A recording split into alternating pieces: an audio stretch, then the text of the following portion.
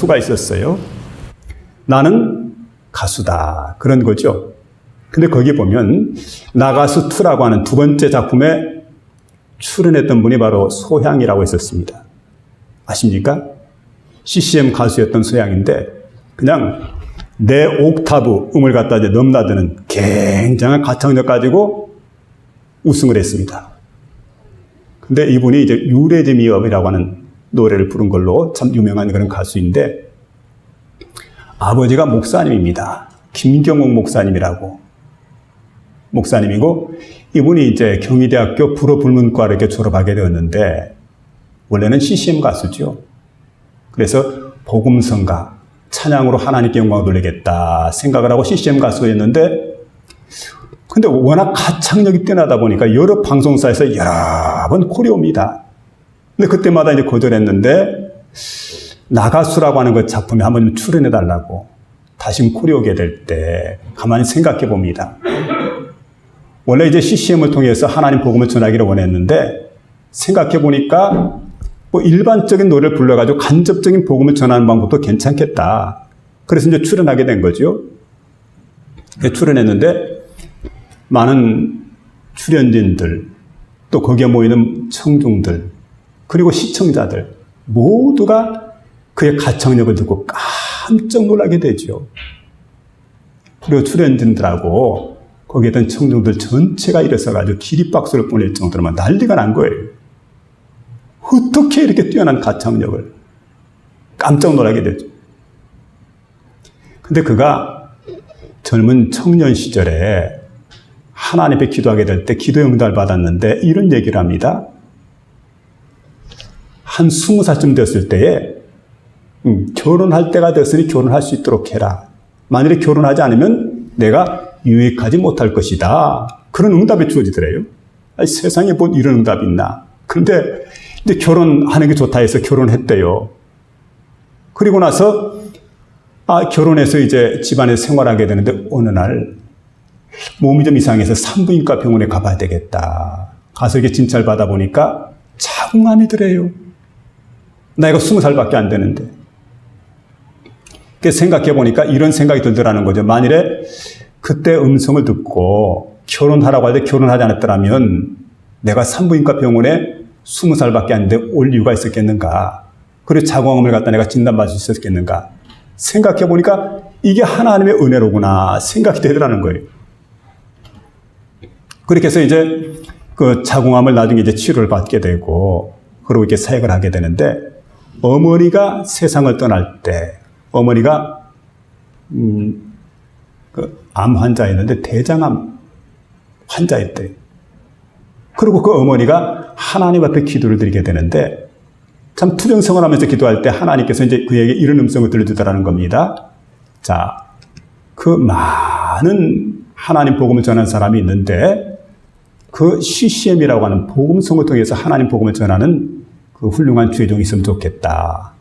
그러니까 그런 생각이 들어서 그럼 누구를 갖다가 참 세울 것인가 생각하다가 자신의 딸을 생각을 한 거예요.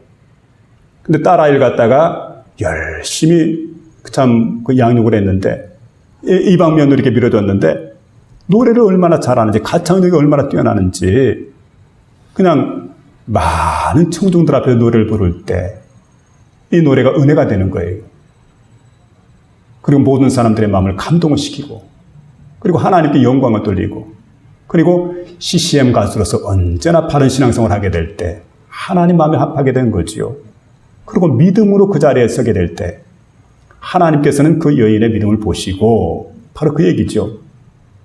그의 질병을 치유해 주신 겁니다. 발견하게 하시고. 여러분 언제나 중요한 것은 우리가 하나님 앞에 믿음으로 선다는 거예요. 그래서 정말 하나님께서는 우리의 믿음을 보시기 때문에 우리는 매사에 하나님 보실 때 우리가 어떤 믿음을 가지고 나갈 것인가. 믿음 있는 사람은 어디서든 하나님께서 기적을 일으켜 주십니다. 이 시간 어떤 문제를 가졌어도 하나님 앞에 믿음으로 나갈 수 있는 그리고 여러분의 모든 문제를 해결받을 수 있는 그런 복된 시간 될 수 있기를 주의 이름으로 부탁을 드립니다. 세 번째 보니까 주님이 소녀의 손을 잡고 달리다굼 이렇게 말합니다. 자, 소녀의 손을 잡고 달리다굼 할 때 달리다라고 하는 말은 딸이여 굼 할 때는 일어나라. 동창이 밝아올 때입니다. 소녀가 깊이 잠들었습니다. 근데 어르신들은 일찍 일어나는데 아이들은 잠들면 잘 일어나지 않습니다. 그러니까 엄마가 이제 들어가서 문을 열고 아이를 깨우지요. 얘야, 날이 환히 밝았다. 언제까지 자려느냐? 일어나거라. 이러죠. 주님께서 그렇게 말씀하시는 거예요.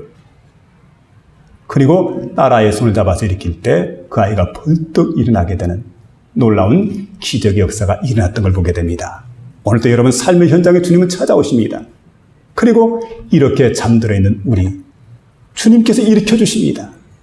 사랑하는 종아, 실패의 자리에서, 사랑하는 종아, 절망의 자리에서, 그리고 사랑하는 종아, 낙심하는 잠자리에서 일어나거라. 언제까지 내가 이렇게 잠들어 있어야 되느냐? 주님은 우리의 삶의 현장에 찾아와서 우리를 깨워주시기를 원하신다는 사실입니다.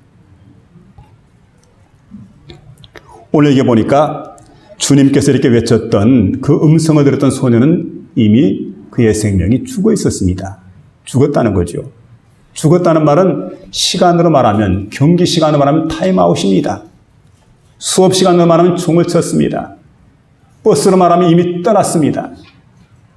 비행기로 말하면 이륙해버렸습니다. 재판정에서 법관이 망치를 3번 두들겼습니다.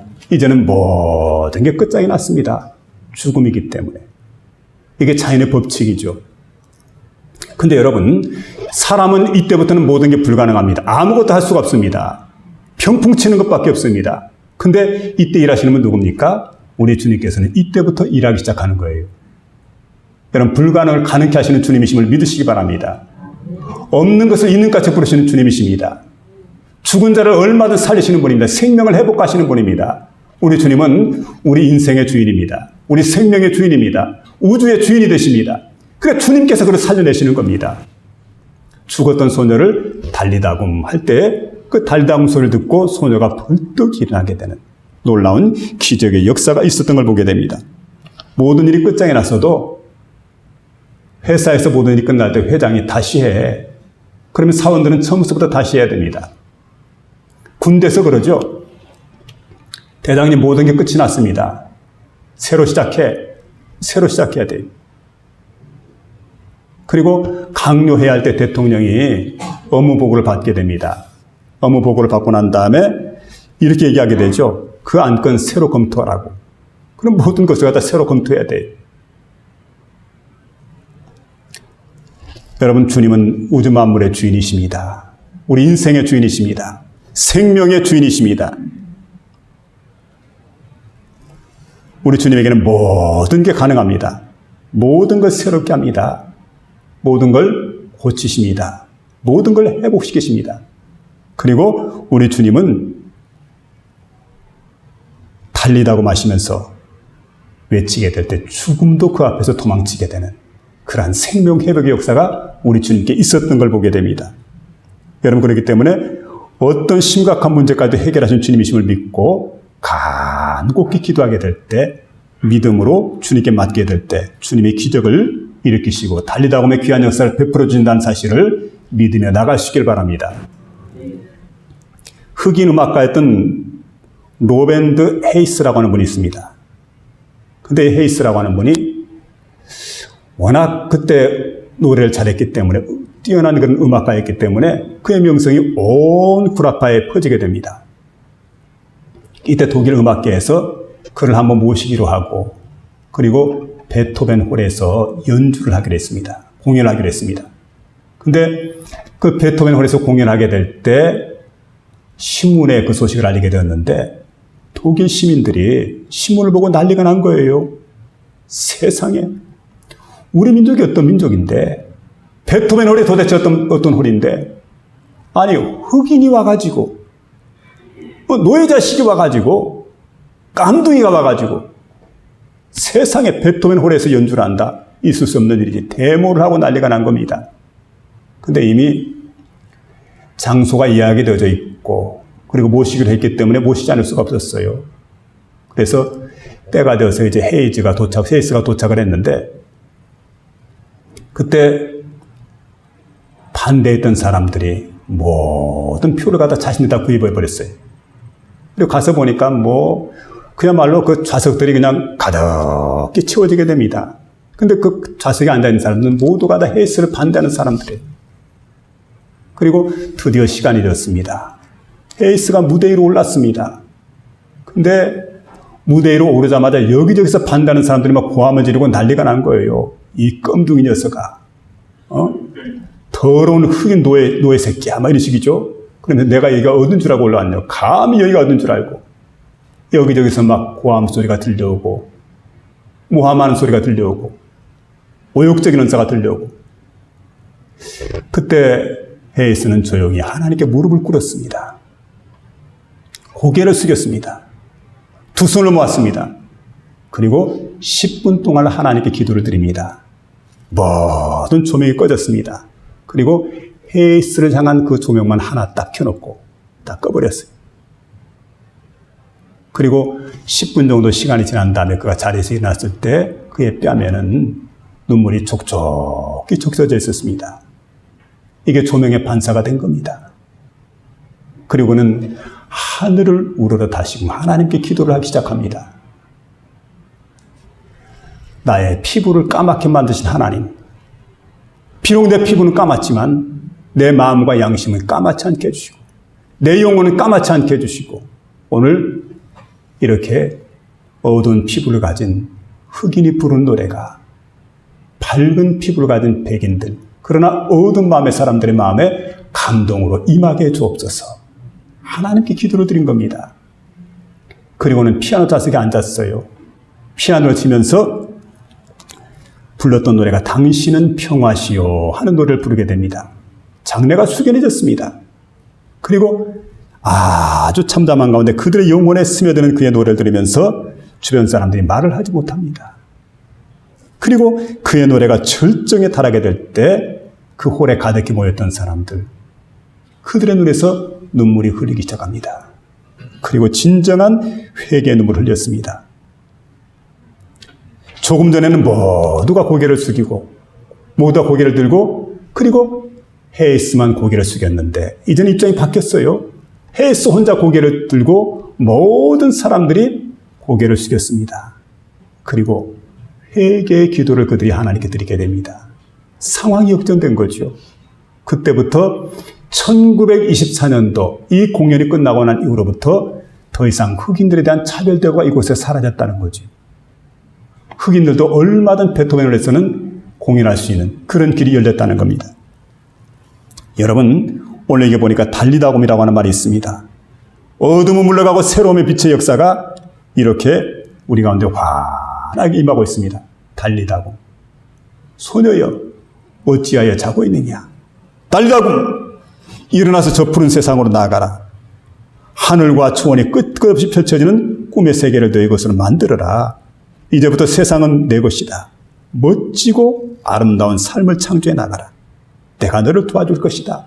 달리다곰, 일어나라.